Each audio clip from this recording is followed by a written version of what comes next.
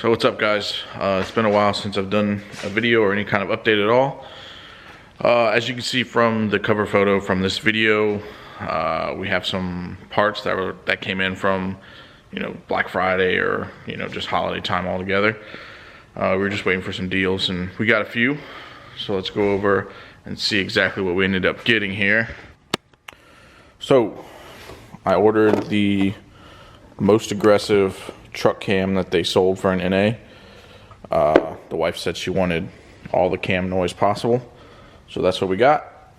And then I got some Texas Speed valve springs. I think these are the 660s, the new seals, and then titanium caps for the springs. And I did a little bit of research before, and I was looking for an LS6 intake, but I mean, they were just a pain in the ass to find for a good deal. Everybody wanted a ridiculous amount of money for them. I think I picked this up for $300 shipped. This is the Dorman intake, the LS3, I guess like a LS3 copy. So the bottom end is like a fast intake and the top is built like the LS6 intake, if I remember correctly.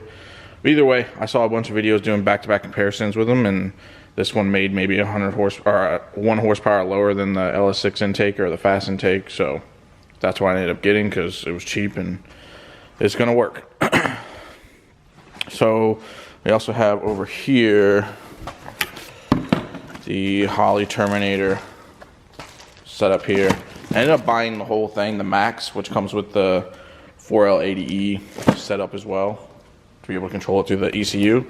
But after doing a little bit more research, I decided to not use the 4L80. I think what I'm going to end up using is the BMW 7-speed DCT trans that comes in like the e92 M3s and the F80, F82 M3s, M4s. I mean, it's going to cost a little bit more to use that, but at the same time, it's going to be way more fun on the street than the DCT than the 4L80 will be. So it's going to be different. I know there's a kit coming out soon for the LS to DCT trans swap, so I'm waiting on that. As soon as that drops, I'll grab that and then we'll find a trans and get going on it.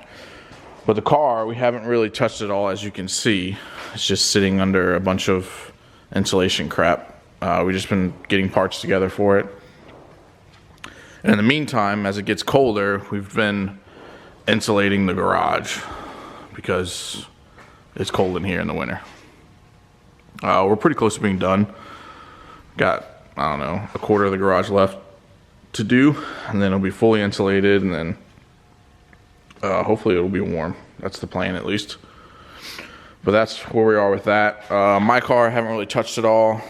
I was supposed to go to a race, and then the day before the race, it wasn't acting right at all. Something was wrong with the crank sensor, so I swapped out the crank sensor, and then it seemed to have an error with the cam sensor and then the battery was dying, so I bought a new battery. I haven't put it in. I haven't touched the car in at least a month, so it's just been sitting, exact same position. I did end up getting some DSS axles, though, so I will be selling my Butters axles out of this.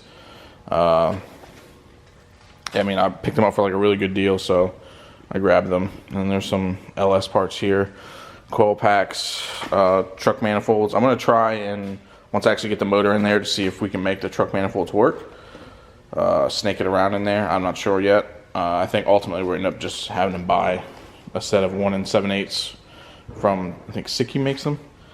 But yeah, then there's a CTSV water pump in there just to get that really far back spacing on all the pulleys and stuff, so it's not close to the radiator or anything. But that's the car. Like I said, I haven't done much to it at all anytime recently. I ceramic coated a bunch of things. As you can see, I did a little bit of a camo design on the fender exit, just because I wanted to try it. It looked cool. It really wasn't that hard to do, but I ceramic coated the exhaust housing, ceramic coated the manifold, ceramic coated the intercooler piping. It looks pretty cool, I guess. But I don't know if I'm going to keep doing the camo around the intercooler piping, like put the same thing, do the gold camo and black. I don't know yet. kind of just like the gold. Plus, I don't feel like I'm gonna pull it all back out. But yeah, that's where we are with the car. Not very far, basically. But I mean, there's some races that start in 2 months, 3 months, so I need to get back rolling on this thing too as well. But that's the latest update for all the cars right now. Nothing new outside of that.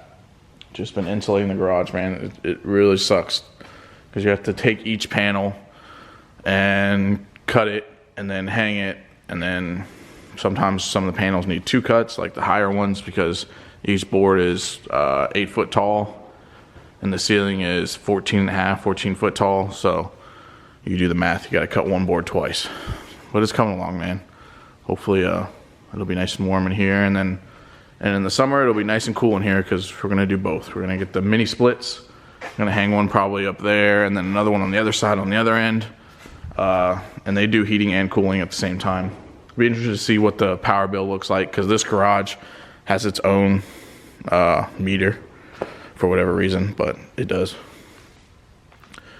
All right, that's where I'm gonna leave it off at. Nothing else really new going on. But yeah, that's where we are.